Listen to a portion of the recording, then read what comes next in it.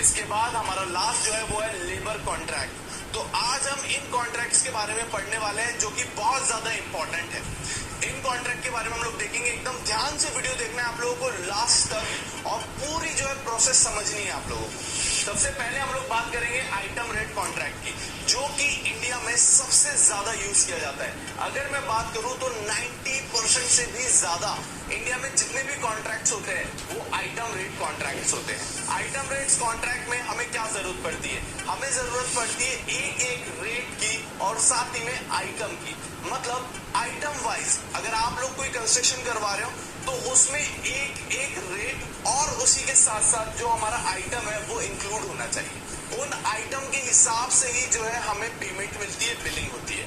अगर समझ लीजिए कि आप लोग एंटी टर्माइट ट्रीटमेंट ये आइटम आपके वर्क ऑर्डर में है तो ही आप इसका पैसा ले सकते हो। उसी तरीके से पीसीसी है, सैंड फिलिंग है, तो ये सारे आइटम्स होने चाहिए। इन आइटम्स का जो है रेट डिसाइड रहता है, अलग अलग रेट रहते हैं। तो इन रेट्स को इनटू जितना भी हमारा स्क्वायर मीटर की बात करूं मैं, अगर जो हमारा आइटम है वो स्क्वायर मीटर में उसकी मेजरमेंट होने वाली है तो वो हमारा स्क्वायर मीटर में होगा, क्यूबिक मीटर में होगा तो क्यूबिक मीटर में होगा, और उसी के साथ साथ इनटू उसका प्राइस जो कि डिसाइडेड होता है, वो रेट से हमें इनटू करना होता है और हमारा जो है वो एक अमाउंट निकल के आता है। इसी तरीके से जो है वो आइटम रेट की बिलिंग होती है। तो आइटम रेट कॉन्ट्रैक्ट बहुत ज्यादा इंपॉर्टेंट है आप लोगों को, तो इसे समझिए।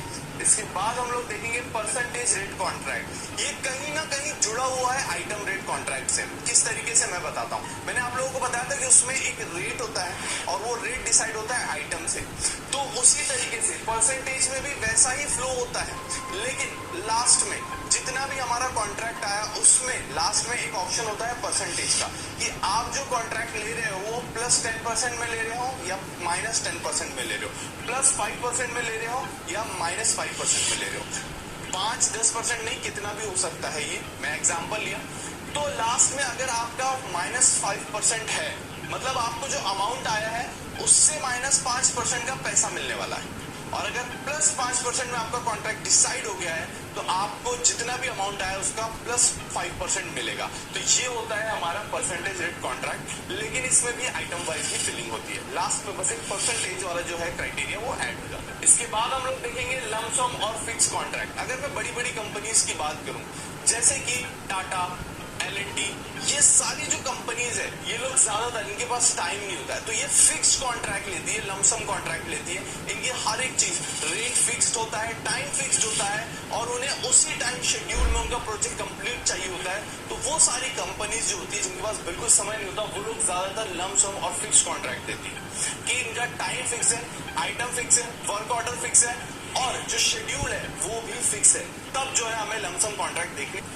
तो यहाँ पर अगर आप लोग इसकी डेफिनेशन भी देखें तो अंडर लमसम और a fixed contract the contractor agrees to perform work specified, इनका वर्क भी स्पेसिफाइड और डिस्क्राइब्ड रहता है। तो यही है जिसमें आपका वर्क और आपका जो रेट है वो स्पेसिफाइड हो, वो हमारा लमसम कॉन्ट्रैक्ट है और टाइम भी स्पेसिफाइड ही रहता है। आगे चलते देखते हैं time and material contract. Time and material contract अलग अलग होते हैं, कॉन्ट्रैक्ट और साथ ही में कैलेंडर कॉन्ट्रैक्ट भी कहते हैं इसे। तो अगर मैं कहूँ कि कैसे, तो सबसे पहले तो जो मेंटेनेंस कंपनी होती है वहां पे समझ लीजिए किसी को काम करने जाना है तो वहां पर वो पर आवर या फिर पर डे के हिसाब से उसे जो है वो बिल दिया जाएगा, मतलब उसकी पेमेंट की जाएगी। तब हम लोग जो है वो टाइम और मटेरियल जितना सप्लाई हुआ उतना ही अमाउंट मिलेगा। इसमें कितने लेबर लग रहे हैं वो इंक्लूड नहीं है। बहुत सारी कंपनीज जो रिफाइनरीज होती है, इंडस्ट्रीज होती है, वहां पर ये कॉन्ट्रैक्ट दिया जाता है क्योंकि वहां पर मटेरियल भी लगता है उतना, और उसी के साथ साथ अगर हमने हमारे वर्कर्स भेजे तब जो है हम लोगों को वो जो वर्कर है वो टाइम के हिसाब से वो हमारे वर्कर्स को पेमेंट देते हैं। तो मटेरियल और टाइम वो अकॉर्डिंगली चलता है, इसलिए इसे कैलेंडर कॉन्ट्रैक्ट भी कहा जाता है क्योंकि ये पर डे, पर आवर, पर मटेरियल के हिसाब से काम होता है। इसके बाद हम लोग देखते हैं लेबर कॉन्ट्रैक्ट। लेबर कॉन्ट्रैक्ट भी बहुत ज्यादा इंपॉर्टेंट है, बहुत ज्यादा साइट के ऊपर इसकी वजह से डिस्प्यूट्स हो जाते हैं। इसे समझते हैं डिटेल में।